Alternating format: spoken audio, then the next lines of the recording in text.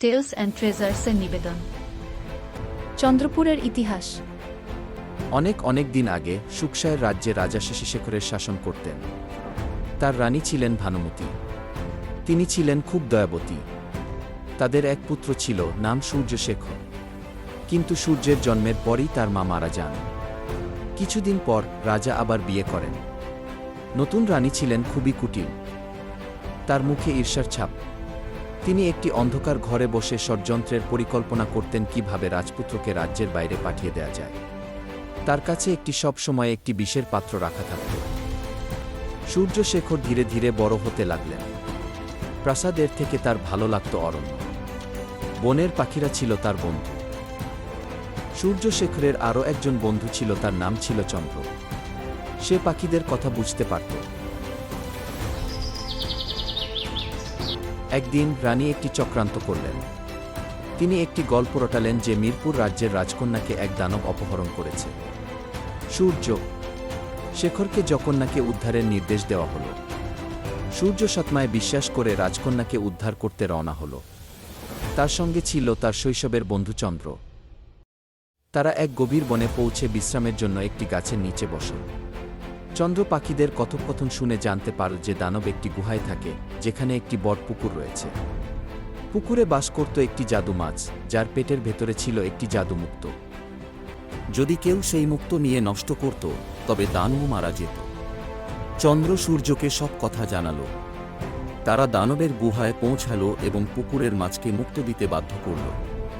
সূর্য মুক্ত ধ্বংস করার সঙ্গে সঙ্গে দানব মারা গেল। তারা রাজকন্যাকে উদ্ধার করল এবং রাজ্যে ফিরে আসার পর সূর্যের সৎমা তাকে হত্যা করার পরিকল্পনা করল। তিনি তার খাবারে বিষ মেশালেন। চন্দ্র পাখিদের কাছ থেকে শুনল যে যদি কেউ এই সত্য প্রকাশ করে, তবে সে পাথরের মূর্তি হয়ে যাবে। চন্দ্র সূর্যকে বাঁচানোর জন্য সত্য প্রকাশ করল, রাজকুমার, তোমার সৎমা তোমার খাবারে বিষ মিশিয়েছে। কিন্তু এই কথা বলার সঙ্গে সঙ্গে চন্দ্র পাথরের মূর্তি হয়ে গেল। রাজা শশীশেখর দুষ্টু রানীকে কারাগারে নিক্ষেপ করলেন। রাজপুত্র তার বন্ধুর জন্য কান্নায় ভেঙে পড়ল, যে বন্ধুটি এক অভিশাপের ফলে পাথরের মূর্তিতে পরিণত হয়েছে। রাজপুত্র পাথরের মূর্তির সামনে হাঁটু গেড়ে বসে গভীর শোক প্রকাশ করতে লাগল। তার চোখ দিয়ে অশ্রুধারা গড়িয়ে পড়ছে। একদিন এক সাধ্বী মহিলার আগমন ঘটে পাথরের মূর্তির সামনে। তিনি রাজপুত্রকে দেখতে পান, যিনি তার বন্ধুর মূর্তির সামনে গভীর দুঃখে ভেঙে পড়েছেন এবং ক্রমাগত কাঁদছেন। সাধ্বী মহিলার চোখেও জল চলে আসে আর তিনি কান্না করতে থাকেন। রাজপুত্র কাঁদছেন আর সাধ্বী মহিলাও কাঁদছেন। সাধ্বী রাজপুত্রকে বললেন, যদি তুমি ওই পুকুর থেকে জল নিয়ে এসে এই পাথরের মূর্তির উপর ছিটিয়ে দাও, তবে এটি আবার জীবন্ত হবে। রাজপুত্র দ্রুততম ঘোড়ায় চড়ে পুকুরের দিকে গেলেন।